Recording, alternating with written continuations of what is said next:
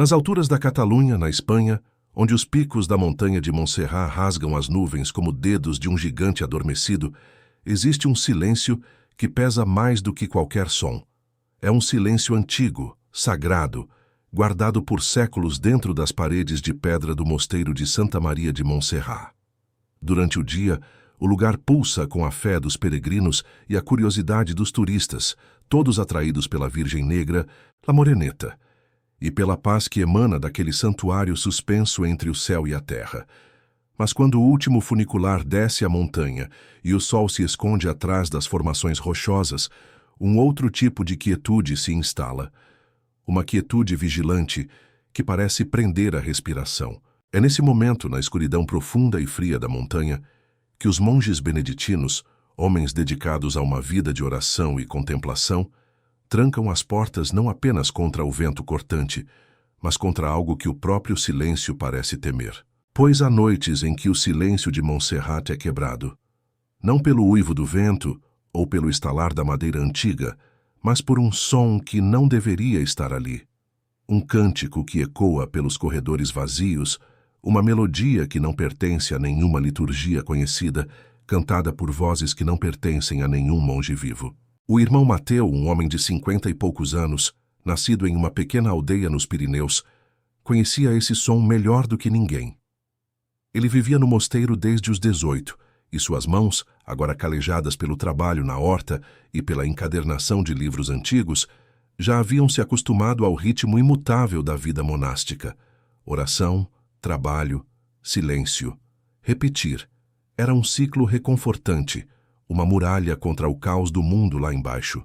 No entanto, essa muralha tinha rachaduras, fissuras invisíveis por onde o inexplicável se infiltrava. Naquela noite de outono, o ar estava particularmente gelado. A umidade que subia da base da montanha parecia penetrar as paredes grossas do seu pequeno quarto, um espaço austero com pouco mais que uma cama de madeira, uma escrivaninha e um crucifixo. Mateu tentava ler à luz fraca de um abajur, mas as palavras de Santo Agostinho pareciam se embaralhar na página. Seus ouvidos, treinados por décadas de silêncio, estavam em alerta. Ele sentia uma tensão no ar, uma eletricidade estática que sempre precedia o fenômeno. Era como a calmaria, antes de uma tempestade, um momento em que a própria natureza parecia se encolher, esperando. Ele fechou o livro, ajeitou os óculos de aro fino e se concentrou na escuridão para além da sua janela. Nada. Apenas o negrume absoluto da montanha. Ele tentou se convencer de que era apenas o cansaço, a sugestão alimentada pelas histórias sussurradas entre os noviços mais jovens. Mas ele sabia que não era. Ele ouvira pela primeira vez há mais de 20 anos, quando ainda era um jovem monge, cheio de certezas e com uma fé inabalável. Naquela época o som o assustou, fez seu coração disparar e o suor escorrer pela testa. Ele correu até o abade, um homem severo e de poucas palavras, que apenas o olhou com olhos cansados e disse: "Algumas orações nunca terminam, meu filho. Reze pelas almas que ainda não encontraram a paz." A resposta, em vez de acalmá-lo, apenas aprofundou o mistério. Que almas? Que orações? Com o tempo, o medo deu lugar a uma espécie de resignação melancólica. O cântico se tornou parte da identidade oculta do mosteiro, um segredo compartilhado em silêncio pelos irmãos mais velhos. E então começou.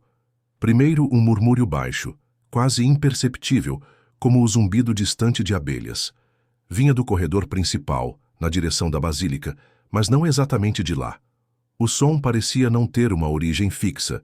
Ele se movia, deslizava pelas paredes, ecoando de forma estranha, como se viesse de dentro da própria pedra. Mateu permaneceu imóvel em sua cama, o corpo rígido. O murmúrio cresceu, ganhando forma, transformando-se em um coro polifônico. Eram vozes masculinas, profundas e ressonantes, mas a melodia era desoladora. Não era um canto de louvor, como os que a Escolania de Montserrat, o famoso coro de meninos, entoava durante o dia.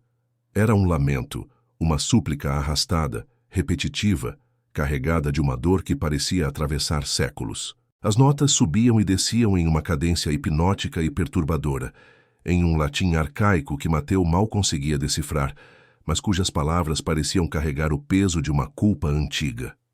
Ele sentiu o ar do quarto ficar mais denso, mais frio. Um arrepio percorreu sua espinha não de medo, mas de uma tristeza profunda, quase insuportável.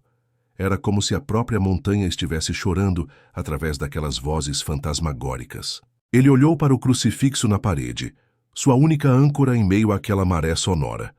A sensação era clara, palpável. Algo invisível estava se aproximando. A presença que habitava o coração sombrio de Montserrat estava despertando mais uma vez, e naquela noite o seu lamento parecia mais próximo, mais desesperado do que nunca. O silêncio sagrado havia sido rompido, e em seu lugar, a história esquecida da montanha começava a cantar sua dor. O lamento espectral que ecoou naquela noite não foi um evento isolado. Pelo contrário, marcou o início de uma escalada.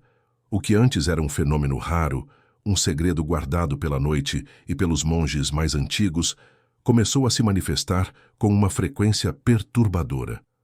O primeiro evento claro que arrancou o mistério do campo da sugestão e o cravou na realidade aconteceu uma semana depois. O irmão Samuel, um noviço de 20 e poucos anos vindo de Sevilha, um jovem de fé fervorosa e nervos ainda não temperados pelo silêncio da montanha, foi encarregado de fechar a biblioteca antiga. Era uma tarefa simples, que ele cumpria todas as noites. O vasto salão com suas estantes de madeira escura, que iam do chão ao teto, abrigava milhares de manuscritos e livros raros.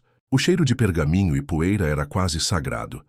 Naquela noite, enquanto verificava as janelas, ele ouviu um som seco, um baque surdo vindo do fundo do corredor de teologia. Seu coração acelerou. Ele pegou seu lampião, a chama dançando e projetando sombras alongadas e grotescas, e caminhou lentamente na direção do barulho. No chão, ao lado de uma estante alta, estava um pesado missal do século XV, sua capa de couro e fechos de metal brilhando à luz trêmula. O livro estava aberto em uma página específica, a Missa para os Mortos. Samuel sentiu um calafrio percorrer seu corpo. O livro era pesado demais para ter caído sozinho e estava guardado em uma prateleira alta, encaixado firmemente entre outros volumes. Enquanto ele se abaixava para pegá-lo, uma corrente de ar gelado passou por ele, tão fria que apagou a chama de seu lampião, mergulhando-o na escuridão total. Um pânico cego o dominou. Ele não gritou, mas um som engasgado escapou de sua garganta enquanto ele se atrapalhava para reacender a luz. Quando finalmente conseguiu, o livro não estava mais no chão. Ele estava de volta na prateleira, exatamente no mesmo lugar de onde ele supunha que tivesse caído, perfeitamente alinhado com os outros. A história de Samuel se espalhou como fogo em palha seca entre os monges mais jovens. Durante as refeições silenciosas, os olhares trocados eram carregados de tensão. Os mais novos, como Samuel, estavam visivelmente assustados. Os mais velhos, como o irmão Mateu, mantinham uma fachada de calma, mas seus rostos carregavam uma nova camada de preocupação. O abade, Dom Ignasi, um homem cuja autoridade era tão imponente quanto as montanhas ao redor, convocou uma reunião. Ele ouviu o relato trêmulo de Samuel com uma paciência pétrea. Ao final, sua resposta foi pragmática, quase fria. A mente prega peças na solidão, irmão Samuel. O vento da montanha é traiçoeiro e encontra frestas que desconhecemos. Dedique-se mais à oração. A ociosidade é o terreno do medo. Para os céticos como o irmão Carles, um monge de Barcelona que ensinava filosofia e via o mundo através de uma lente de lógica e razão, a explicação do abade era suficiente. Ele argumentava que era histeria coletiva, alimentada por lendas antigas e pela atmosfera isolada do mosteiro. São apenas histórias para assustar os noviços, dizia ele com um sorriso condescendente durante uma rara conversa permitida no jardim. A acústica desta montanha é um fenômeno por si só. Os sons viajam de maneiras estranhas. Mas os sinais continuavam, pequenos e insistentes, minando a lógica do irmão Carles e a autoridade do abade. Portas de celas, trancadas por dentro, eram encontradas entreabertas pela manhã, rangendo suavemente com a brisa do amanhecer. Velas no altar da capela privada dos monges, que haviam sido apagadas na noite anterior, apareciam acesas na madrugada, suas chamas dançando solitárias na penumbra. Em uma manhã, a irmã Lídia, uma das poucas freiras que viviam em uma ala separada do convento e cuidavam da enfermaria, encontrou todas as fotografias antigas de monges já falecidos, que ficavam em um corredor memorial, viradas para a parede. Cada uma delas. O ato exigiria tempo e uma deliberação silenciosa que ninguém possuía. O medo, antes uma sombra etérea, começava a tomar uma forma sólida e palpável. Não era mais apenas um som no escuro. Era uma presença que interagia, que movia objetos, que parecia querer atenção. A rotina sagrada do mosteiro, o ciclo de oração e trabalho que sustentava a sanidade daqueles homens, estava sendo corrompida por uma força invisível e persistente.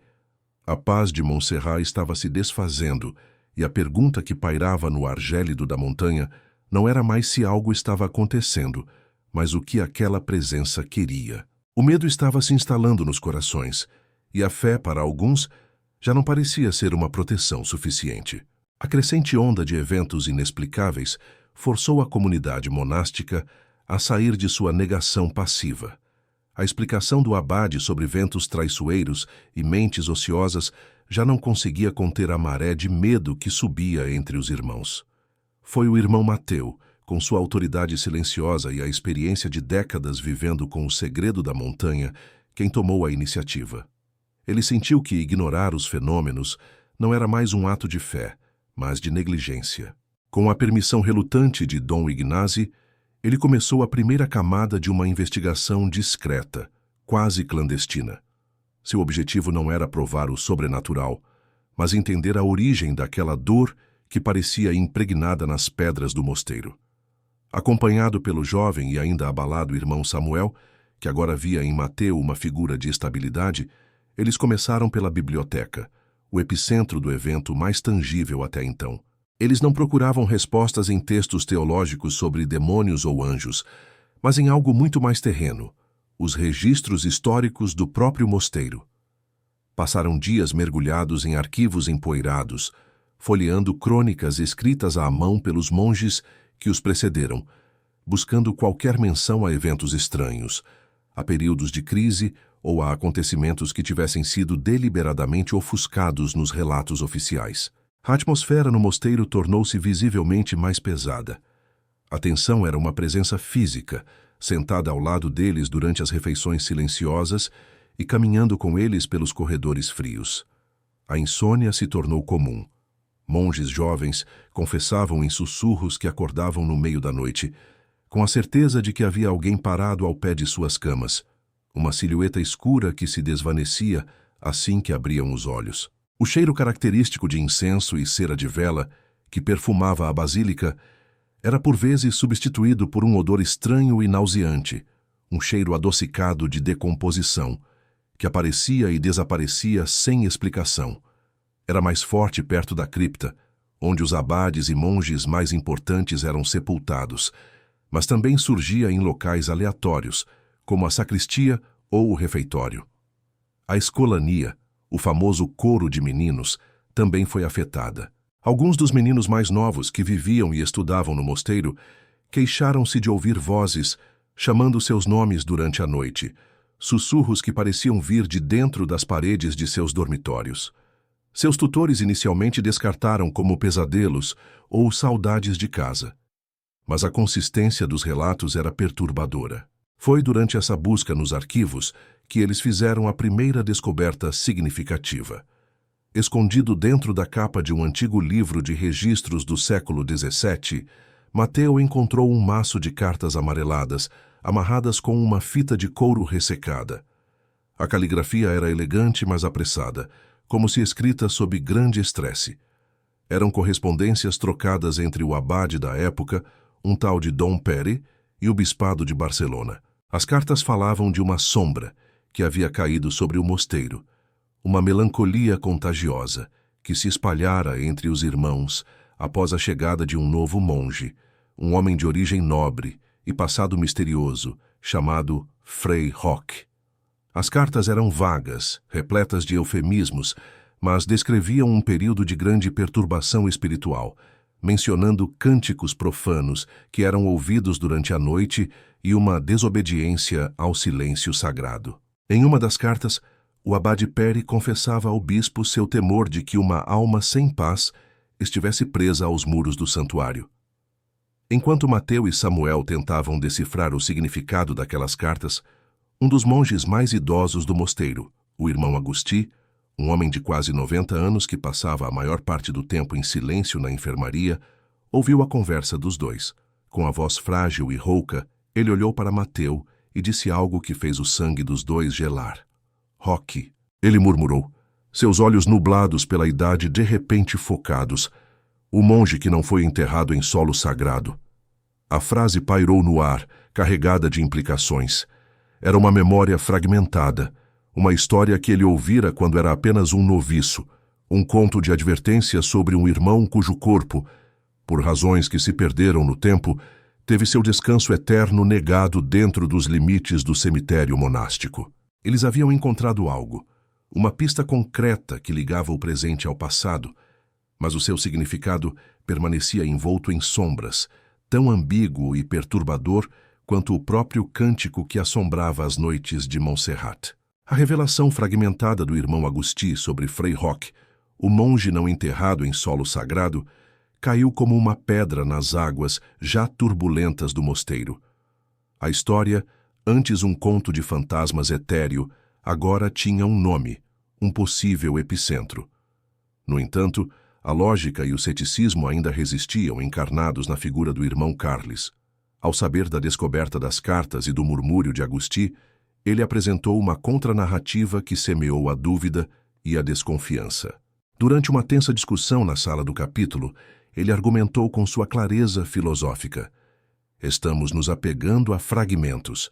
Cartas de séculos atrás que falam de melancolia e a lembrança senil de um irmão de 90 anos. Frei Roque pode ter existido, mas sua história provavelmente foi distorcida. Talvez ele tenha morrido de uma doença contagiosa e, por segurança, foi enterrado em outro lugar. Estamos construindo um fantasma a partir de poeira e medo. Sua versão dos acontecimentos era racional, plausível e, por um momento, pareceu desarmar o mistério. Ele sugeriu que a verdadeira causa era psicológica, um estresse coletivo manifestado em um ambiente de isolamento extremo. A comunidade se dividiu. Os mais jovens e assustados se apegavam à explicação sobrenatural, enquanto outros, influenciados por Carles, começavam a questionar a própria sanidade e a dos seus irmãos. Decidido a provar seu ponto e trazer a questão para o campo da ciência, o irmão Carles propôs uma solução moderna. Com a permissão do abade, ele instalou pequenos gravadores de áudio digitais em pontos estratégicos, no corredor da biblioteca, perto da cripta e na entrada da basílica. Se há um som, a tecnologia o captará, declarou ele confiante. E se não houver nada, saberemos que a origem está em nossas próprias mentes. A primeira noite da experiência foi de uma quietude quase zombeteira. Nenhum cântico foi ouvido, nenhum som fora do comum. Carles sentiu-se vindicado. Na segunda noite, porém, o lamento voltou, mais alto e claro do que nunca, ecoando com uma angústia que parecia atravessar as paredes. O irmão Mateu e o irmão Samuel ouviram de suas celas, o coração pesado. Pela manhã, um Carles pálido e visivelmente abalado reuniu os gravadores. A expectativa era palpável quando ele conectou o primeiro aparelho a um laptop. A gravação continha horas de silêncio absoluto, seguido por um chiado estático exatamente no período em que o cântico fora ouvido. O segundo gravador, a mesma coisa. O terceiro, que estava no corredor da biblioteca, apresentou algo ainda mais estranho. A gravação funcionou perfeitamente até o momento exato em que o fenômeno deveria ter começado. Nesse ponto, o arquivo de áudio estava corrompido, impossível de ser aberto. A tecnologia não apenas falhou em capturar a prova, ela falhou de uma maneira que parecia deliberada, quase inteligente. A falha dos gravadores demoliu a confiança do irmão Carles e aprofundou o mistério. A presença parecia não apenas existir, mas também evitar ser documentada. A desconfiança, antes dirigida aos irmãos que acreditavam na assombração, agora se invertia. Seria algo realmente sobrenatural ou haveria um sabotador entre eles, alguém tentando alimentar a histeria? A paranoia começou a se infiltrar. Em meio a esse clima de incerteza, um novo evento ocorreu tão ilógico que desafiava qualquer explicação. O pesado missal do século XV, o mesmo que o irmão Samuel encontrara no chão da biblioteca, reapareceu. Mas desta vez não estava na biblioteca. Foi encontrado pelo irmão Mateu ao amanhecer, deixado sobre o altar da capela privada dos monges. Estava novamente aberto na mesma página.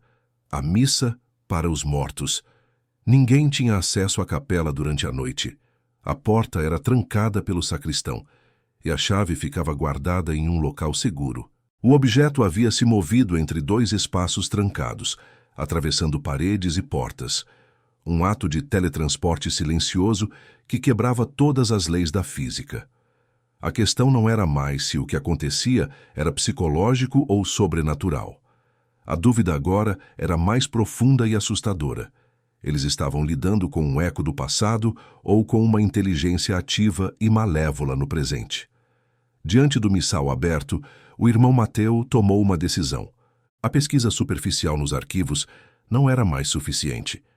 Era preciso mergulhar de cabeça no passado esquecido de Montserrat, encontrar o túmulo sem nome de Frei Roque e desenterrar a verdade, não importando o quão terrível ela fosse. A decisão do irmão Mateu de mergulhar no passado marcou um ponto sem retorno. A busca por Frei Roque não era mais um exercício acadêmico, tornou-se uma necessidade urgente para a sobrevivência espiritual do mosteiro.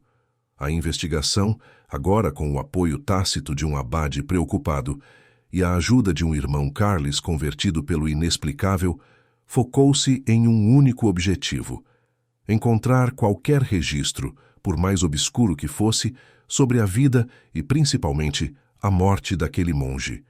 Eles descobriram que os arquivos oficiais do século XVII eram estranhamente lacunares. Páginas de diários monásticos haviam sido arrancadas e os registros de sepultamento daquele período específico estavam danificados, com a tinta borrada em nomes cruciais, como se por umidade deliberada. Era evidente que a história de Frei Roque não fora apenas esquecida, ela fora ativamente suprimida. A verdade sobre ele era um segredo que o próprio mosteiro tentara enterrar mais fundo do que qualquer corpo. Foi então que o irmão Agustí, o velho monge da enfermaria, se tornou a peça-chave. Sua mente, embora frágil, era um arquivo vivo, um repositório de histórias orais passadas de mestre para noviço, histórias que nunca foram escritas. Mateu passou a visitá-lo diariamente, não como um investigador, mas como um ouvinte paciente. Em meio a longos silêncios e memórias desconexas, Agustí começou a pintar um retrato sombrio de Frei Roque. Ele não era um monge comum. Vindo de uma família nobre e desonrada de Aragão, ele não buscara o mosteiro por vocação, mas como refúgio. Era um homem de intelecto brilhante, mas de espírito atormentado, obcecado por textos proibidos e doutrinas que flertavam com a heresia. Falava de uma outra forma de oração, uma comunicação direta com almas que ainda não haviam encontrado o juízo final. Segundo a lenda que Agustí ouvira, Roque acreditava que a montanha de Montserrat era um portal, um lugar onde o véu entre os mundos era mais fino e que os cânticos corretos poderiam manipular essa conexão. Ele não rezava para as almas, ele tentava comandá-las. Essa revelação lançou uma luz sinistra sobre os acontecimentos.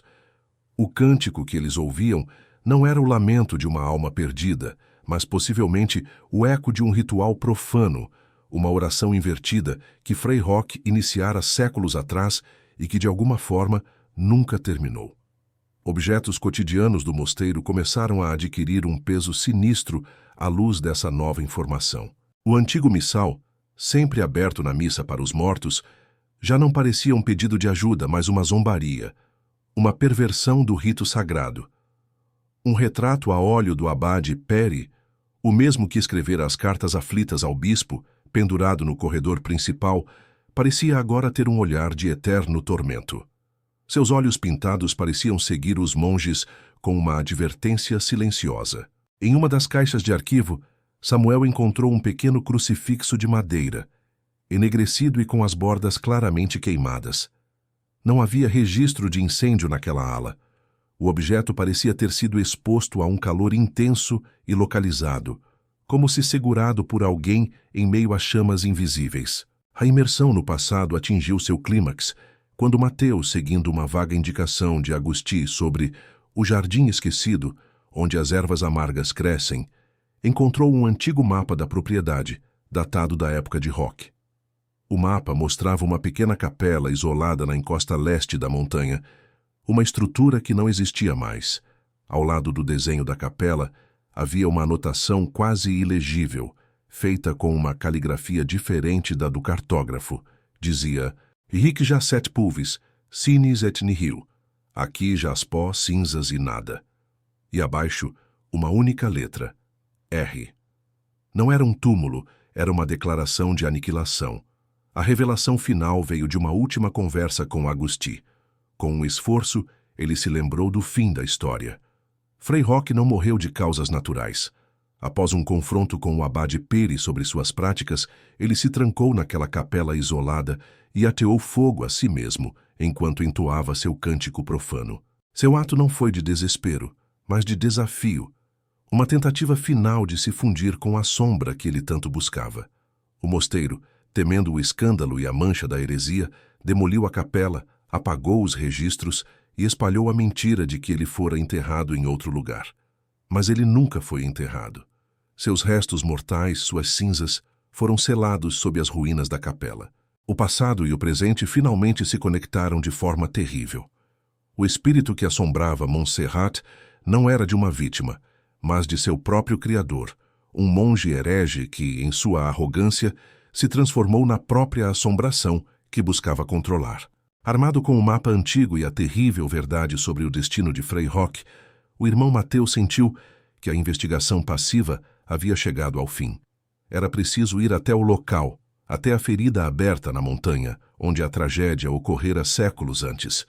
Acompanhado por um irmão Carles, agora sombrio e determinado, e pelo jovem Samuel, que se recusou a ficar para trás, eles partiram ao amanhecer. O mapa os levou para longe das trilhas de peregrinos, para uma parte esquecida da encosta leste, coberta por uma vegetação densa e espinhosa que arranhava seus hábitos. O ar ali era diferente, estagnado e pesado, como se o tempo tivesse parado. Após quase uma hora de busca, Carles avistou o que procuravam. Não as ruínas de uma capela, mas um contorno quase imperceptível no chão, uma fundação de pedras retangulares engolida pela terra e pelas raízes. No centro dessa fundação, exatamente onde o altar deveria ter ficado, havia uma laje de pedra lisa e sem marcações, diferente das rochas ao redor. Era o lugar. A laje era imensamente pesada. Usando alavancas de ferro trazidas da oficina do mosteiro, os 3 homens trabalharam em um silêncio tenso. Seus esforços pontuados apenas por grunhidos e pelo som da pedra raspando contra a terra. O silêncio ao redor deles era quase físico, uma pressão nos ouvidos. Não havia canto de pássaros, nem o zumbido de insetos. Era um vácuo sonoro, uma quietude carregada de uma presença invisível e observadora. Cada movimento parecia profanar um descanso que nunca fora pacífico. Finalmente, com um último esforço coordenado, a laje se moveu, revelando uma abertura escura, um buraco negro que exalou um sopro de ar frio e viciado. O cheiro que subiu era avassalador, uma mistura de mofo, terra úmida, ozônio e o odor inconfundível e adocicado de cinzas velhas. Era o cheiro da decomposição que, por vezes, assombrava os corredores do mosteiro. Mas aqui, em sua fonte, era concentrado e sufocante. Mateu acendeu uma lanterna potente, seu feixe de luz cortando a escuridão e revelando uma pequena câmara subterrânea, não maior que uma cela monástica. Não era uma cripta, mas um porão rudimentar, provavelmente o que existia sob a capela original. As paredes de pedra estavam cobertas por uma camada espessa de fuligem negra, tão escura que parecia absorver a luz. O chão era de terra batida, mas em vários pontos a poeira era cinza e fina, quase como areia. Eram as cinzas de Freyhawk, espalhadas e pisoteadas pelo tempo. A atmosfera era sensorialmente sufocante. A poeira espessa pairava no ar a cada passo, arranhando a garganta e irritando os olhos. O som de suas respirações parecia anormalmente alto, ecoando de forma abafada, como se as paredes de fuligem engolissem qualquer ruído. Enquanto Carles e Samuel permaneciam na entrada, hesitantes em descer, Mateu entrou na câmara movido por uma necessidade de entender. Ele passou o feixe de luz pelas paredes e então seu coração parou. A fuligem não era uniforme. Em uma das paredes, a que ficava a leste na direção do nascer do sol, a camada negra havia sido riscada. Não eram palavras nem símbolos religiosos conhecidos. Eram partituras musicais, uma melodia caótica e dissonante, arranhada na pedra com algo afiado, talvez uma unha ou um pedaço de metal, antes que o fogo consumisse tudo. Era o cântico profano de Freyhawk, sua obra final, gravada na parede de seu túmulo autoimposto. Mateu ficou paralisado, olhando para a notação musical sinistra. O silêncio na câmara tornou-se ainda mais profundo, mais pesado. Ele teve a sensação avassaladora de não estar sozinho. Não era um som, nem uma visão, mas uma certeza visceral. Havia algo ali, muito próximo, no canto mais escuro da sala, onde a luz da lanterna parecia enfraquecer. Uma presença fria e antiga, observando-o em silêncio, satisfeita por finalmente ter sido encontrada. O mal não estava apenas no eco de um som. Estava fisicamente ali, impregnado naquelas cinzas, naquelas paredes, esperando. A descoberta da partitura macabra na parede da câmara subterrânea foi o catalisador. O irmão Samuel, que até então se mantinha na borda da abertura, pálido mas resoluto, não suportou mais. Ao ver o feixe de luz da lanterna de Mateu traçar as notas arranhadas na fuligem, um som gutural escapou de sua garganta. Seus olhos se arregalaram fixos não na parede, mas em um ponto de escuridão logo atrás de Mateu. Ele começou a tremer violentamente, seus dentes batendo de forma audível. "Ele está aqui", sussurrou ele, a voz estrangulada. "Ele está sorrindo." De repente ele gritou. Não foi um grito de medo, mas de agonia pura, como se algo estivesse sendo arrancado dele. Ele caiu de joelhos, as mãos na cabeça, e começou a balbuciar em um latim rápido e fluido, um dialeto arcaico que ele, como um simples noviço, não teria como conhecer. E então, em meio ao latim, ele começou a cantarolar. Era a melodia dissonante, o cântico profano de Freyhawk, saindo de seus lábios com uma perfeição aterrorizante. A quebra de realidade foi total e instantânea. O mal não era mais um eco no corredor. Ele havia encontrado um hospedeiro. O irmão Carles, o homem da lógica, ficou paralisado por um segundo, seu cérebro lutando para processar a cena impossível. Ele agarrou Samuel pelos ombros, tentando sacudi-lo para fora do transe. Mas o jovem tinha uma força antinatural, empurrando-o para trás com facilidade. Foi então que Mateu, saindo de seu próprio choque, percebeu a verdade mais profunda e aterrorizante. Enquanto olhava para o rosto contorcido de Samuel, ele viu um brilho de reconhecimento malicioso nos olhos do jovem, um brilho que não pertencia a ele. E naquele momento, uma conexão se formou em sua mente, uma peça que faltava e que mudava tudo. A família de Samuel. Ele era de Sevilha, mas sua avó, ele mencionara uma vez, era da região de Aragão, a mesma região da nobre família desonrada de Freyhawk. A linhagem. Não era um acaso. A presença não havia escolhido Samuel aleatoriamente. Ela o havia reconhecido. O sangue chamando pelo sangue. A família de Samuel não era apenas uma visitante do mosteiro. Eles eram, de alguma forma, descendentes distantes da mesma linhagem de Freyhawk, e aquela conexão sanguínea agia como uma chave, uma porta de entrada que a entidade esperara séculos para encontrar. O clima de investigação se desfez, dando lugar ao caos emocional. Carles, agora despojado de toda a sua racionalidade, olhava de Samuel para Mateu, o pânico estampado em seu rosto. "O que está acontecendo? O que fazemos?" Ele gritava, sua voz beirando a histeria. Mateu, por sua vez, sentiu uma onda de culpa esmagadora. Sua busca pela verdade havia levado o cordeiro diretamente à boca do lobo. Eles não haviam apenas encontrado o mal.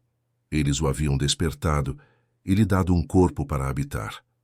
A linha entre vítima e culpado começou a se borrar perigosamente. Eram eles os investigadores que tentavam trazer paz ou os profanadores que perturbaram um sono maligno e condenaram uma alma jovem? A discussão que se seguiu foi desesperada, um turbilhão de medo e acusações sussurradas na boca daquela cripta profana. Carles queria fugir, buscar ajuda, trazer o abade, talvez até mesmo exorcistas de fora. Mateu, no entanto, sabia que era tarde demais.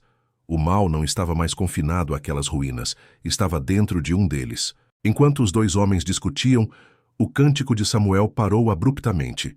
Ele ficou em silêncio, a cabeça baixa. Lentamente ele a ergueu. Seu rosto estava calmo, sereno, mas seus olhos eram antigos, frios e cheios de uma inteligência cruel.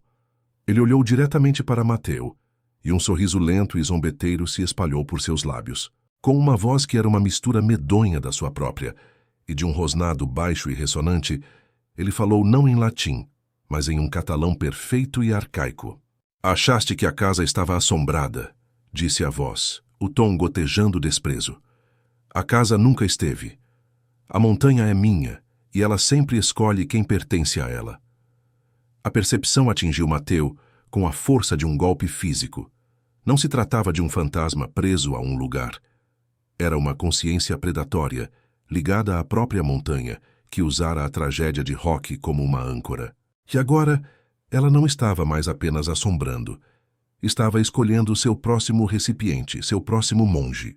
A declaração vinda da boca do irmão Samuel foi a quebra final. A entidade não era o espírito atormentado de Frei Roque, era a consciência antiga e predatória da própria montanha, que havia consumido Roque, e agora se manifestava através de sua linhagem. O medo abstrato que assombrava os corredores do mosteiro tornou-se terrivelmente real e físico, parado diante deles, no corpo de um jovem noviço. O que se seguiu foi uma explosão de pânico puro. O irmão Carles, o antigo cético, foi o primeiro a quebrar. Ele soltou um grito estrangulado e tentou correr, mas a figura de Samuel se moveu com uma velocidade sobrenatural, bloqueando a saída da clareira.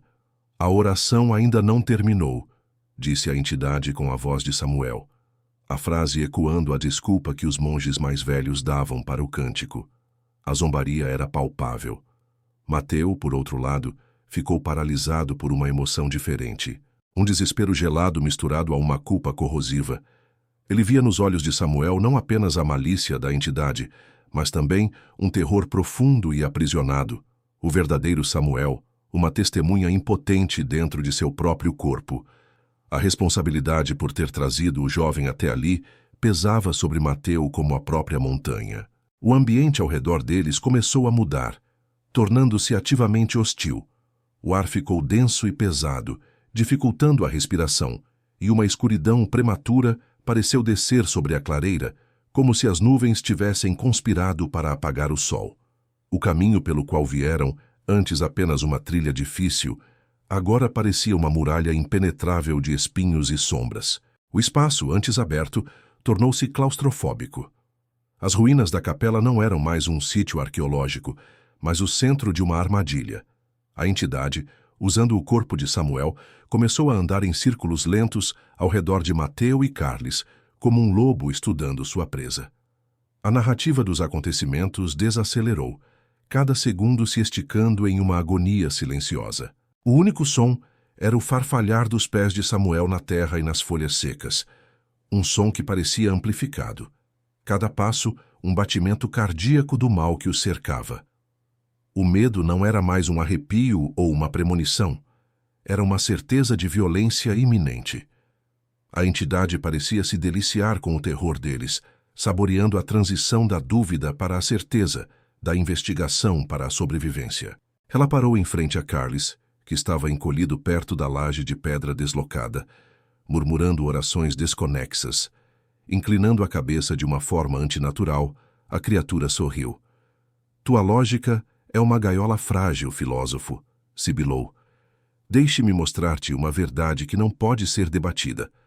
Então ela se virou para Mateu e o sorriso desapareceu, dando lugar a uma expressão de fome antiga. E tu, guardião do segredo, tu sentes a culpa. Bom, a culpa é um solo fértil. A manifestação não era mais apenas verbal. Uma sombra escura parecia se contorcer ao redor do corpo de Samuel, uma aura de negrume visível que distorcia o ar. As janelas da alma do jovem monge, seus olhos, agora eram poços de escuridão total, sem íris ou esclera discerníveis. O pânico deu lugar a um estado de choque resignado. Não havia para onde correr. A montanha inteira era o domínio do inimigo. A tortura psicológica atingiu seu ápice. A entidade parou sua caminhada. O silêncio que se seguiu foi mais aterrorizante do que qualquer som. Mateu e Carles prenderam a respiração, seus olhos fixos na figura imóvel de Samuel. A brisa fria que soprava parecia carregar sussurros, fragmentos do cântico profano, vindos de todas as direções ao mesmo tempo. A presença não estava mais apenas no corpo de Samuel. Ela estava em todo lugar, no ar, nas árvores, sob o chão. E então, o passo final da aproximação física começou. Lentamente, deliberadamente, a figura de Samuel começou a caminhar em linha reta na direção de Mateu. Não havia pressa, não havia ameaça explícita em seu movimento, apenas a inevitabilidade de um predador se aproximando de sua presa encurralada. Cada passo era pesado, determinado. O som das folhas secas se quebrando sob seus pés era o único som no mundo. A sombra no corredor, a presença no quarto, o medo sussurrado por séculos. Tudo isso agora tinha uma forma, um rosto, e estava a poucos metros de distância, vindo para reivindicar o que acreditava ser seu por direito. A escuridão estava prestes a tocar a luz. No momento em que a figura possuída de Samuel estava a um passo de distância de Mateu, o clímax não veio de um ato de violência, mas de uma revelação brutal que reescreveu a história inteira. O irmão Carles, movido por um último espasmo de coragem ou desespero, agarrou o pesado crucifixo de madeira queimada que Mateu havia encontrado nos arquivos e o empurrou contra o peito de Samuel. Houve um som sibilante, como água em uma chapa quente, e a entidade recuou, não com dor, mas com uma fúria irritada. Foi nesse instante de distração que a verdade final se manifestou. A pressão exercida pelo crucifixo fez com que algo caísse de dentro do hábito de Samuel. Algo que ele devia ter pego na câmara subterrânea sem que os outros percebessem. Era um pequeno objeto de metal, corroído e enegrecido pelo tempo e pelo fogo. Um medalhão. Mateu instintivamente pegou-o do chão. Apesar da corrosão, um brasão de família ainda era vagamente visível. E não era o brasão da família de Frei Roque. Era o brasão da família do Abade Peri, o homem que supostamente combateu a heresia. Naquele instante, todas as peças se conectaram em uma imagem monstruosa. A entidade, falando através de Samuel, soltou uma gargalhada baixa e gutural, um som de triunfo e desprezo. Ele tentou me aprisionar, a voz rosnou, mas apenas se acorrentou a mim. A verdade era mais perversa do que qualquer um poderia imaginar. Frei Roque não era o mestre do ritual, ele era a primeira vítima. O verdadeiro arquiteto do mal era o Abade Peri. Obcecado pelo poder e por doutrinas proibidas, foi Peri quem descobriu o cântico, quem viu na consciência da montanha uma fonte de poder. Ele manipulou o atormentado Roque, usando-o como um canal, um experimento para seu ritual profano. Quando o experimento saiu do controle e a entidade se tornou forte demais, Peri traiu Roque, acusando-o de heresia e orquestrando sua morte horrível para encobrir seus próprios pecados. Ele selou o corpo de Roque e suprimiu os registros não para proteger o mosteiro da heresia, mas para esconder sua própria culpa e tentar aprisionar a entidade que ele mesmo havia libertado. A reação foi de puro colapso. Carles olhou para o medalhão, depois para a figura de Samuel, a compreensão destruindo os últimos vestígios de seu mundo ordenado. Ele não gritou.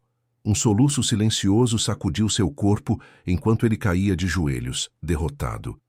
Mateus sentiu o chão desaparecer sob seus pés. A história que ele desvendara era uma mentira, uma cortina de fumaça para um mal ainda mais profundo. O abade Peri não era um santo atormentado, mas um monstro. O cântico não era o eco de rock, mas o lamento eterno da primeira alma que Peri sacrificou à montanha. E a entidade não estava apenas se vingando, estava perpetuando o ciclo de traição e consumo que seu primeiro mestre lhe ensinara. O presente e o passado não apenas se conectaram, eles se fundiram em um ciclo de horror sem fim. A linhagem de Samuel não o conectava a Rock, a vítima, mas a Peri, o algoz. A entidade não estava buscando um descendente de seu peão, mas de seu mestre original, para zombar dele e continuar seu legado de corrupção. Mas a revelação ainda não estava completa. A entidade, vendo a verdade amanhecer nos olhos de Mateu, deu seu golpe final. Ele me selou aqui, sibilou apontando para a câmara sob a laje. Mas ele não enterrou apenas as cinzas de seu peão. Ele enterrou sua falha, sua prova. Com um gesto de Samuel, uma rajada de vento antinatural varreu a câmara, levantando a poeira e as cinzas, e ali, em um canto que a escuridão escondera, algo mais foi revelado. Não eram apenas as cinzas de Frei Roque. Havia ossos, pequenos, delicados, os ossos de uma criança. A história que se perdeu não era apenas sobre heresia. O abade Peri, em sua busca por poder, havia sacrificado não apenas um monge, mas também uma criança inocente, talvez um dos meninos da escolania da época, em seu ritual para controlar a entidade. Foi esse ato, o sacrifício de um inocente, que deu à consciência da montanha seu poder e sua forma maligna. O corpo de Rock foi apenas a fachada para esconder um crime infinitamente mais hediondo. O clímax chegou não com um grito, mas com um silêncio absoluto e pesado. A verdade estava exposta, brutal e sem alívio. O mal não estava apenas preso à casa ou à montanha. Ele nascera da ambição de um homem santo, fora alimentado pelo sangue de um inocente e agora usava o rosto de outro. E o ciclo estava longe de terminar. A revelação dos ossos da criança na câmara subterrânea foi o golpe final, um abismo de depravação que engoliu toda a esperança. A entidade, tendo exposto a verdade mais sombria do mosteiro, não precisava mais de palavras. Com um último sorriso zombeteiro no rosto de Samuel, ela se virou e, com uma calma aterradora, começou a caminhar de volta para o mosteiro, deixando Mateu e Carles sozinhos na clareira profanada, quebrados e impotentes. Eles não a seguiram, não podiam. O que se seguiu não foi uma batalha, mas uma rendição silenciosa ao horror. A casa, o mosteiro de Montserrat, não foi abandonada, nem vendida, nem demolida. Pelo contrário, ela permaneceu de pé, imponente e sagrada aos olhos do mundo, um santuário guardando o segredo mais profano. As consequências não foram visíveis para os peregrinos que continuavam a subir a montanha em busca de paz. Apenas a comunidade monástica sentiu a mudança. O mal não foi expulso, foi reabsorvido pela rotina, tornando-se uma parte permanente e silenciosa da vida no mosteiro. Os personagens que tocaram o coração da escuridão carregaram marcas indeléveis. O irmão Carles, o homem da lógica e da razão, abandonou a filosofia. Ele se tornou um recluso, passando seus dias na biblioteca, não lendo, mas apenas olhando para os livros, sua mente para sempre fraturada pela verdade que não podia ser debatida ou racionalizada. Seu silêncio era mais profundo do que qualquer voto, um abismo de trauma do qual ele nunca retornaria. O irmão Mateu, o guardião da história, foi quem mais sofreu. Ele carregava a culpa esmagadora de ter desenterrado o mal e sacrificado uma alma jovem no processo. Ele continuou com suas tarefas, seu trabalho na horta, sua encadernação de livros, mas seus movimentos eram os de um autômato. Ele pediu para ser o único responsável por cuidar do irmão Samuel, um ato de penitência que ele se impôs pelo resto da vida. E Samuel, o receptáculo, tornou-se a consequência mais visível e trágica. A entidade não o possuiu permanentemente. Ela vinha e ia, como uma maré. Havia dias em que Samuel era ele mesmo, um jovem assustado e confuso, com vagas memórias de pesadelos e lacunas de tempo, seus olhos cheios de um terror implorando por ajuda que ele não conseguia verbalizar. Nesses dias, Mateu cuidava dele, conversava com ele, tentando em vão alcançar o jovem aprisionado. Mas havia outras vezes, semanas inteiras, em que os olhos de Samuel se tornavam frios e antigos, e um sorriso sutil pairava em seus lábios. Nesses períodos, ele cumpria suas funções monásticas com uma perfeição sinistra, sua presença um lembrete constante e ambulante do mal que agora vivia entre eles. Ele se tornou o novo segredo do mosteiro, a nova oração que nunca termina. O cântico profano não era mais ouvido nos corredores à noite. Não precisava ser. A entidade agora tinha uma voz viva. Pequenas mudanças no ambiente carregavam a memória da tragédia. A entrada para a câmara subterrânea foi selada, desta vez com concreto, e uma pequena cruz de pedra sem nome foi colocada sobre ela, um memorial silencioso não para um, mas para duas crianças perdidas em séculos diferentes. A ala da biblioteca onde os arquivos do século XVII eram mantidos foi permanentemente trancada, uma tentativa fútil de enterrar a verdade mais uma vez. O crucifixo queimado foi guardado por Mateu em uma caixa de madeira em sua cela, um lembrete físico de sua falha. O mosteiro de Montserrat continuou a ser um farol de fé para o mundo, sua beleza e santidade intocadas na superfície. Mas para os poucos monges que sabiam, as paredes não mais guardavam o silêncio de Deus, mas o silêncio de um predador satisfeito que havia trocado sua prisão de pedra por uma de carne e osso. O mal não fora derrotado. Ele apenas mudara de forma, garantindo que seu legado de corrupção, nascido da ambição de um abade, continuaria a ecoar, não mais como um fantasma, mas como um irmão. Na manhã seguinte à descoberta, o sol nasceu sobre a montanha sagrada, iluminando o mosteiro em um esplendor dourado. Mas quem olhasse atentamente para a figura de um jovem monge caminhando pelo pátio, juraria ver uma sombra o seguindo, mesmo sob a luz mais forte.